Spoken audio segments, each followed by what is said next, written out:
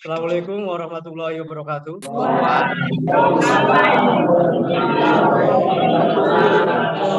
Mana kabarnya anak-anakku?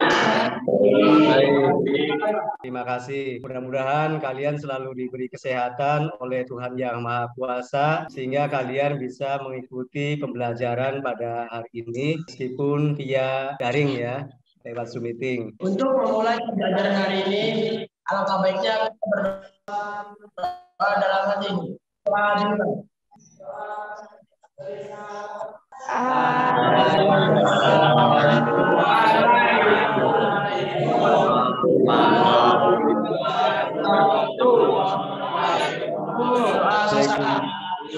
Waalaikumsalam warahmatullahi wabarakatuh.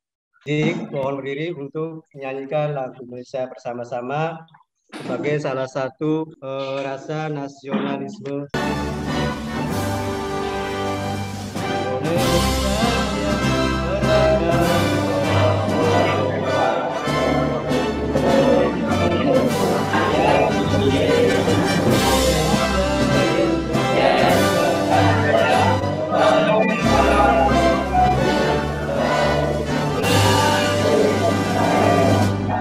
Silakan untuk duduk kembali.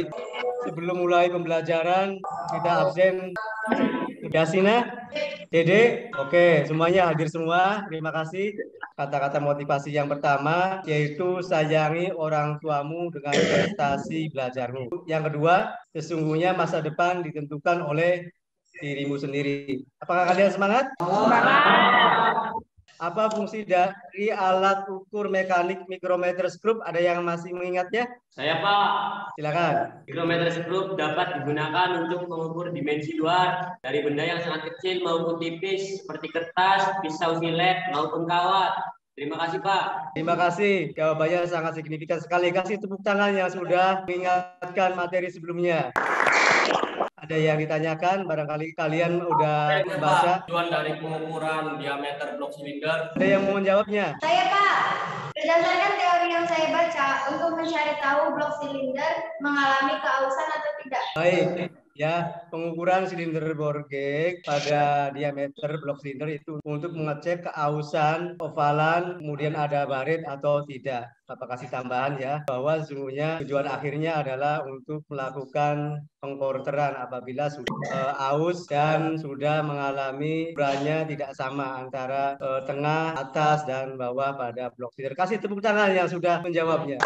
Bapak ingin menyampaikan tujuan pembelajaran pada hari ini, yaitu kalian setelah mengamati PowerPoint dan video tentang alat ukur silinder Borgek, kalian dapat menyatakan satuan panjang minimal 2, menganalisis data ukuran, membuktikan hasil pengukuran, dan mengevaluasi data hasil pengukuran. Silinder Borgek di sini ada dial gauge, batang silinder Borgek, kemudian replacement rod, replacement washer, dan measuring point. Untuk lebih detailnya ya nanti ditayangkan lewat video. Ada yang ditanyakan sampai di sini? Boleh bertanya, bagaimana cara menggunakan alat ukur silinder Borgek itu, Pak? Kemarin sudah Bapak tugaskan kalian untuk membaca materi yang harus dipelajari, yaitu mengenai silinder Borgek. Ada yang mau menjawabnya? Saya ingin menjawab, Pak.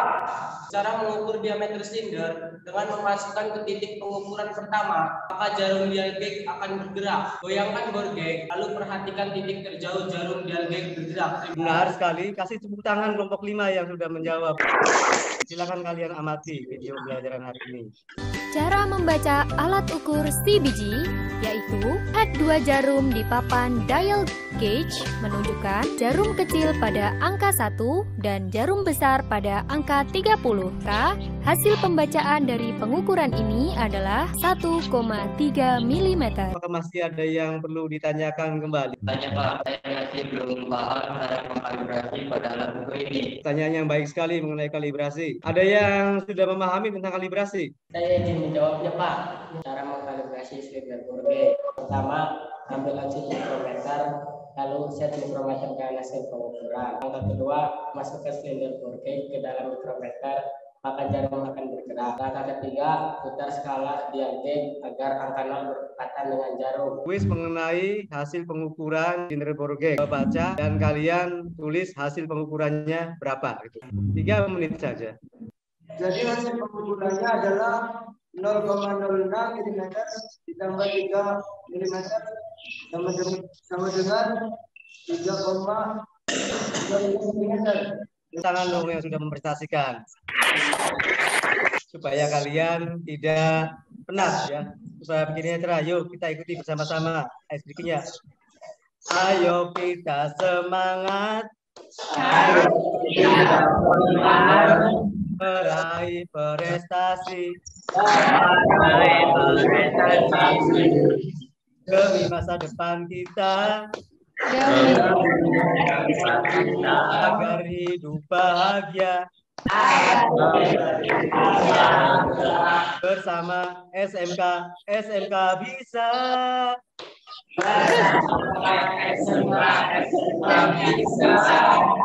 Kasih tepuk tangan sama-sama.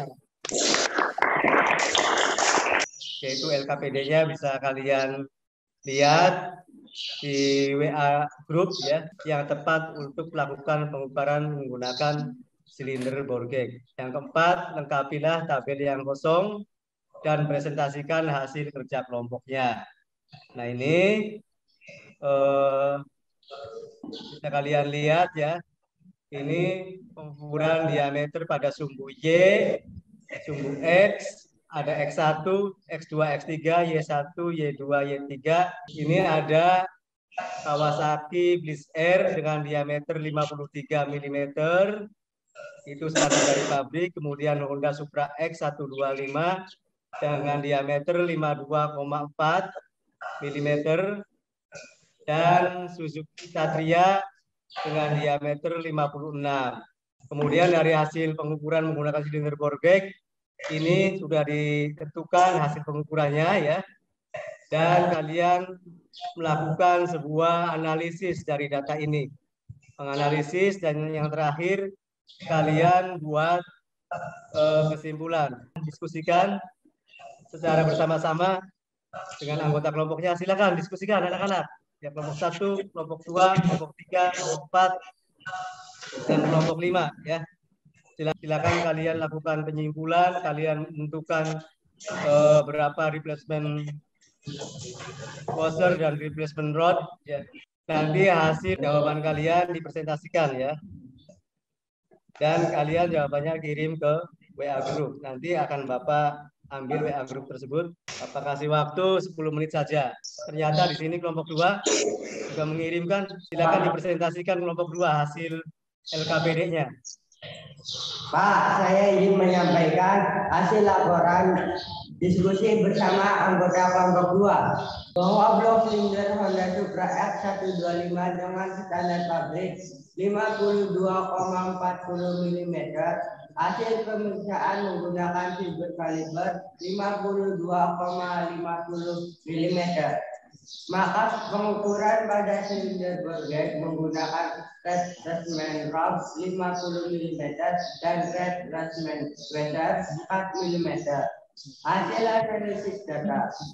Diameter pada sumbu F1 sebesar 52,52 mm tidak sama dengan diameter pada sumbu Y1 sebesar 52,25 mm.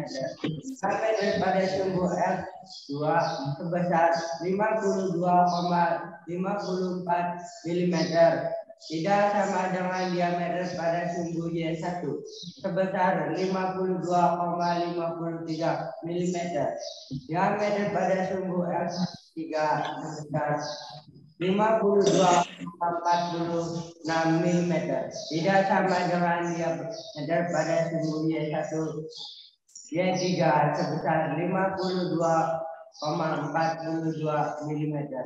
Adapun kesimpulan berdasarkan hasil analisis data dengan melihat ukuran diameter pada masing-masing posisi berbeda dalam hal ini, permukaan blok silinder sudah tidak halus dan tidak oval lagi.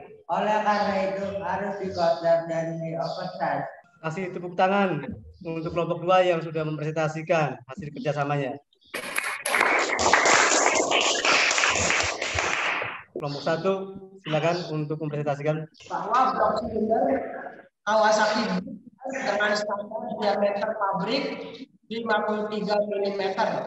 Hasil pemeriksaan vernier kaliper 53,15 mm. Maka pengukuran pada silinder borgek menggunakan replacement rod 50 mm dan replacement washer 4 mm. Hasil analisis data diameter pada sumbu F1 sebesar 50,24 mm. Tidak sama dengan pada sumbu Y1 sebesar 50,31 mm.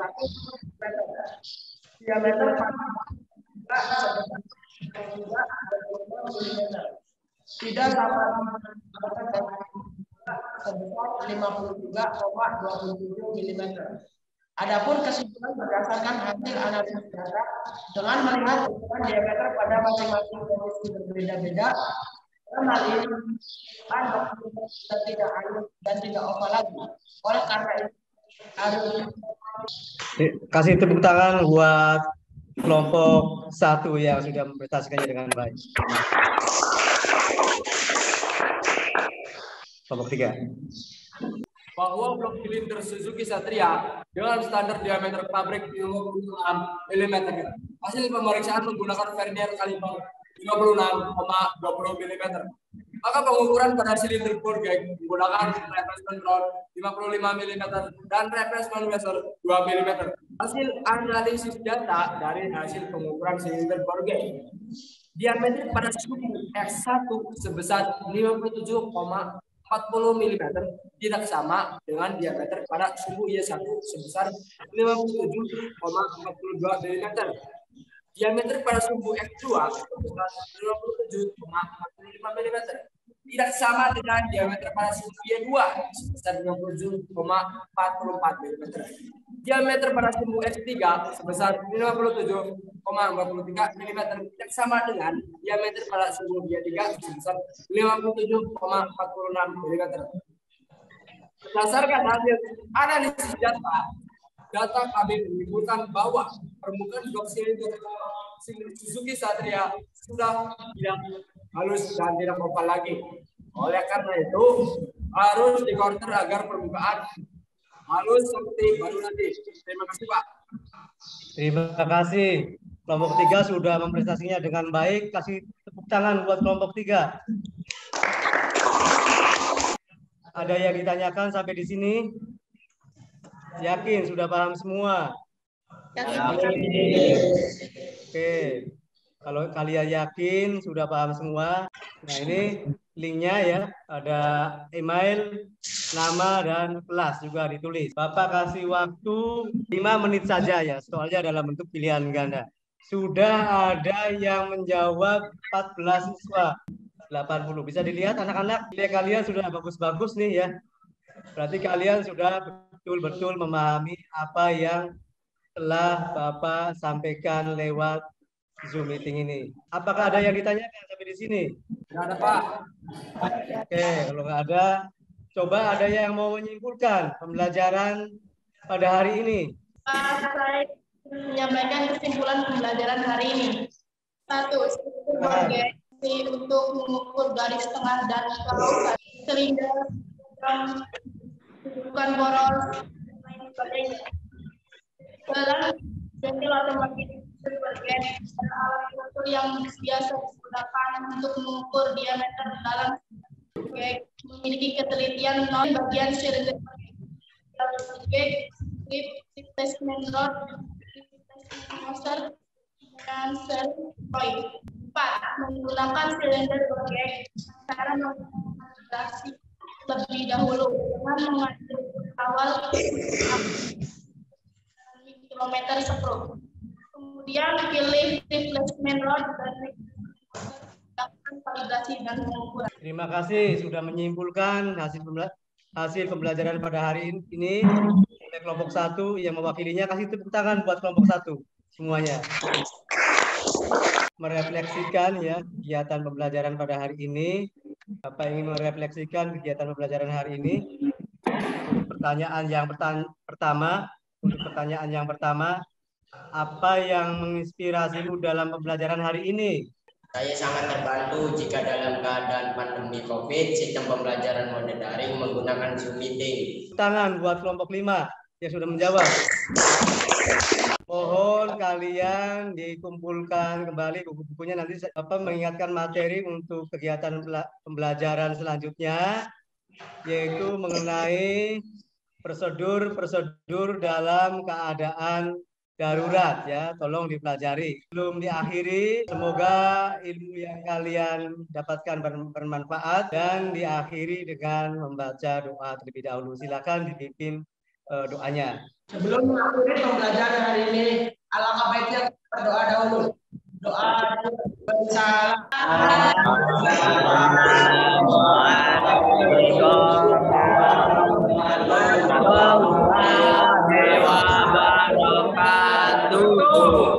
Waalaikumsalam warahmatullahi wabarakatuh.